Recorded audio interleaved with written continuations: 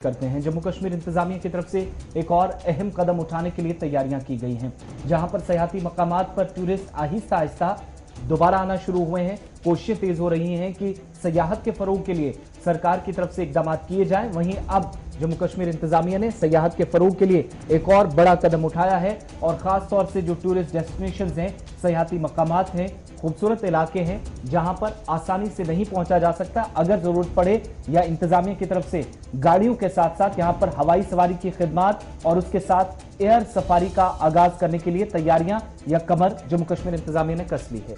Lieutenant governor साहब के मुशीर आला की तरफ से कल मीटिंग बुलाई गई। पहले जरा मीटिंग का हाल मैं आपको बताऊंगा, फिर इस खबर के पस मंजर में थोड़ा जाना है, इसलिए इस खबर को लिया है जी। मीटिंग हुई, उसमें महकमा सयाहत के डायरेक्टर के समेत सिविल एविएशन और दीगर महकमों के सरबराहान थे।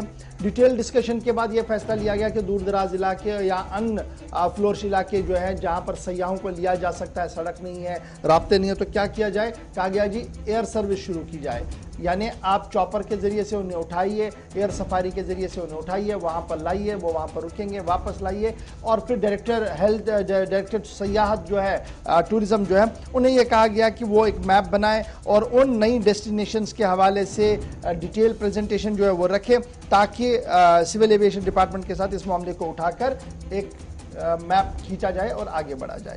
इस हद तक ये खबर बिल्कुल आपको सही नजर आएगी, लेकिन थोड़ा सा हमने माजी की ओर चलना होगा, क्योंकि यादें माजी बड़ी अजाब है यार।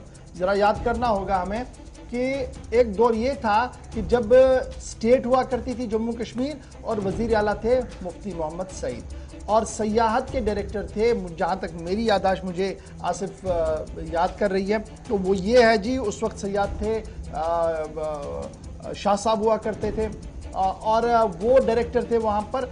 और एक बाज़ाब्ता तौर पर मीटिंग हुई उस वक्त, और उस मीटिंग में ये कहा गया कि पहलगाम और दीगर इलाकों के लिए जी हम चॉपर सर्विस शुरू कर रहे हैं, और बाज़ाब्ता तौर पर डेट अनाउंस की गई। और उस फंक्शन में लकीली कुछ आप मान लीजिए, उस फंक्शन में मैं भी था एयरपोर्ट पर, जब हरी झंडी दिखाई गई और चॉपर ने कुछ सयाहों को लिया और गुलमर्ग लेके गया, और उसके बाद कहा गया जी अब पहलगाम के लिए भी चलेंगे। और कुछ दिनों तक ये सिलसिला चला और बहुत देर तक वो चॉपर हमने वहाँ एयरपोर्ट पर भी देखा।